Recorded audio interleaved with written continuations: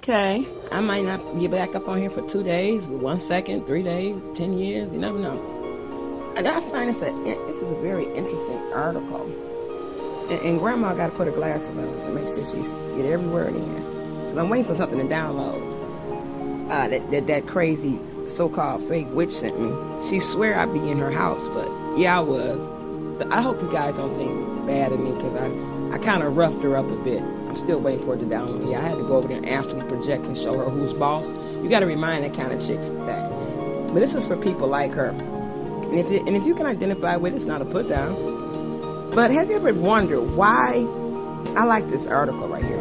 Why is it that the people we're attracted to sometimes they just don't like us back? And this article to me is just like, I didn't make it up, but I can talk about it. But since somebody else took the time to write it and print it up, I'm going to read it. Maybe you fall in this category or been there, or you know somebody like that. Or just want to ponder and waste time and trying to get home, or you're getting ready for work, or you like my faithful truck drivers. You know who you are. Honk that horn for me a couple times. You know how you go past the truck driver, you do that little motion, and they'll do the horn for you? Well, I'm doing it to you virtual. A virtual hug and a virtual Have you ever been in a situation where you really liked someone, but they didn't like you back? Maybe you dated a couple times and you really wanted to continue dating, but they didn't. Or maybe you really liked the person, but they had no interest in going out with you ever. Oh, I can't wait for I can finish reading this. I got to taste it going there. And I've been eating so much, and I'm not getting fat. But I'm going to make me 2 of the best grilled cheese on top. Oh, my, I love grilled cheese. And it's so quick and easy. Melt you some butter in that pan. But anyway, okay, this person that wrote the article, who was the name? By Jennifer Twardowski. So she says she's been there more than enough times. And she says, I'm sure you've been there as well. We've all dealt with this at some point or another. And she says, yes, I'm sure George Clooney and Brad Pitt have even dealt with this at least once at some stage in their lives. I guess the name of those 2 men, Caucasian men, because when it comes to the entertainment, movies and stuff, they're considered 2 Caucasian men that are considered very handsome. George Clooney, not because he's gotten older, but since he got married to whatever Amal is, George Clooney used to do it for me. Brad Pitt, I just like his acting, but I love George Clooney's acting. I love his acting. Superb. Or as a friend of mine that passed away, didn't even live to see 35, she couldn't read that good or spell that good, and she used to get mad when I correct her. And she the word superb is spelled S-U-P-E-R-B. She'll say super B. So, he's a super B actor. So she said she's sure George Clooney and Brad Pitt have even dealt with this at least once at some stage in their lives. And frankly, it just flat out sucks. We're in a place of really wanting to be with this person and give them all the love, care, and compassion that we have to offer. We want to make this person the center of our universe and really show them just how amazing they truly are. But this person just doesn't want to be with us. And honestly, she says she doesn't blame them.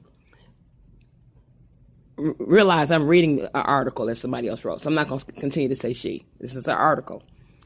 Let's really sit back and think about this. Think about the last time or a time that you remember very well where you really liked someone and they didn't like you back. Maybe you dated them for a while and they decided to end things because they just weren't quite feeling it, or they made some excuse about being too busy with work or school, or insert any not fully reasonable excuse here, she says.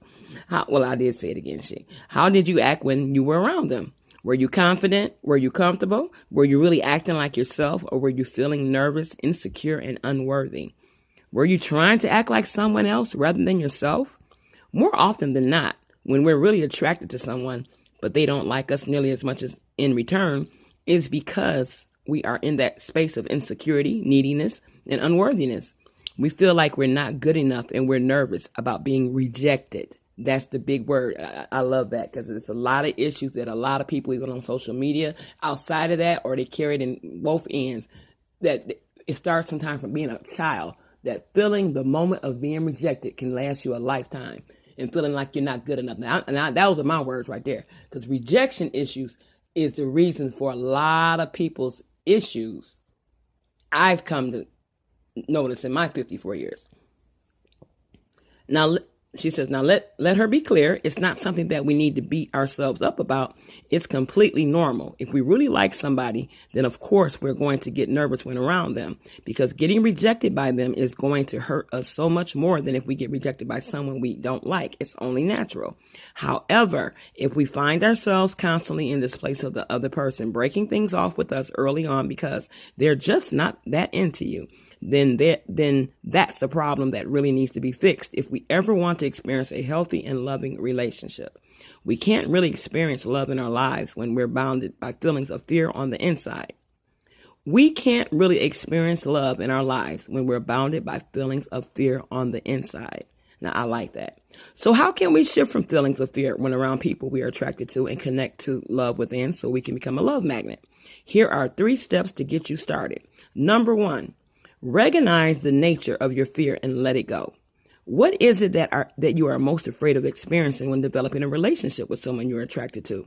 Are you nervous about the relationship eventually failing due to some heartbreaks in the past? Do you believe that you are not worthy of love? Do you believe you're incapable of having a healthy, loving, and successful relationship? Are you terrified of being rejected? Are you simply expecting to be rejected? It's a slightly different flavor for everyone. So it's important to identify what our patterns of fear are. Write down a list of how your fear manifests for you in the dating world on a sheet of paper or journal. This is critically important because we can't heal and change something in our lives that we are not consciously aware of. Did you catch that? I caught that. Once you've recognized the nature of your own fear, then simply make the intention to release that fear. This doesn't have to be complicated. All we really need is to have the desire to change.